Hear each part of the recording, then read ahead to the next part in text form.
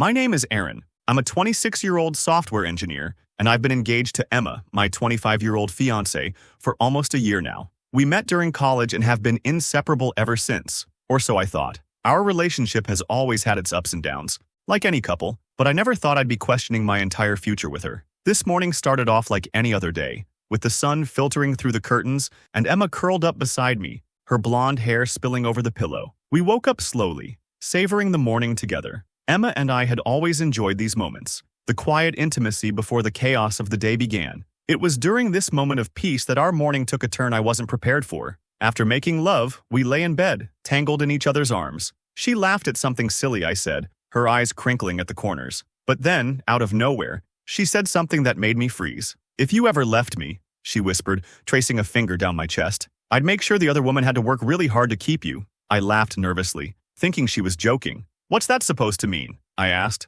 brushing her hair back from her face. "Oh, nothing. Just that I'd break your manhood first," she said with a mischievous grin. It sounded like a joke, one of those weird things people say in the heat of the moment. I chuckled, trying to brush it off, but something about the way she said it lingered in my mind. There was an intensity in her eyes that made me uneasy. Then, as if sensing my discomfort, Emma shifted. "I have a confession to make," she said, her tone turning serious. I propped myself up on one elbow, curious but wary. "Okay, what is it?" I asked, forcing a smile to hide my growing unease. Emma took a deep breath, her gaze fixed on the ceiling. "Do you remember that fight we had a few months ago? The one where we didn't speak for 2 days? I nodded slowly. It had been a rough argument, one of those fights that left a sour taste in your mouth long after it was over. I couldn't even remember what it was about, just that we had both been stubborn and unwilling to back down. I was so frustrated," she continued. "I felt like you weren't listening to me, like you didn't care about how I felt. So, that night, when I made you dinner, I put something in your tea." My heart skipped a beat. "What do you mean, you put something in my tea?"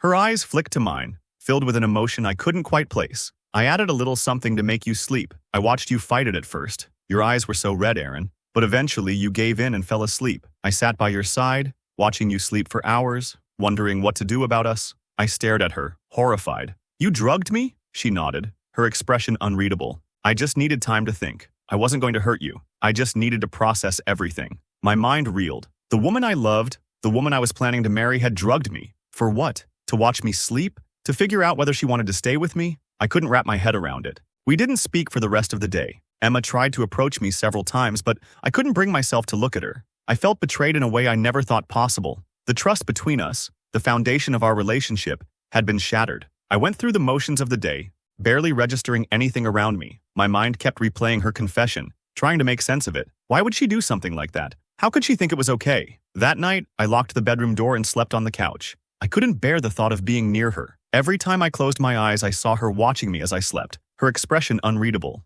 The next morning, Emma cornered me in the kitchen. "Aaron, we need to talk," she said softly. I shook my head. "I don't even know who you are anymore, Emma. How could you do that to me?" Her eyes filled with tears. "I made a mistake. I was scared and overwhelmed. I didn't know how to handle my emotions." "So you drugged me? That's not a mistake, Emma. That's premeditated. That's psychotic." She flinched at the word. "Please don't call me that. I'm not a monster. I didn't know what else to do. I couldn't keep this to myself any longer. I needed to talk to someone, but I knew my friends wouldn't understand. They'd laugh it off or tell me I was overreacting. So, I turned to an online forum for advice. I posted my story anonymously, hoping for some clarity. The responses were overwhelming. Some people were horrified, telling me to leave Emma immediately. Others suggested couples therapy, saying that maybe she needed help. But the one comment that stuck with me was from someone who said, "Trust is like glass. Once it's shattered, it's never the same. You can try to piece it back together, but you'll always see the cracks." I knew they were right.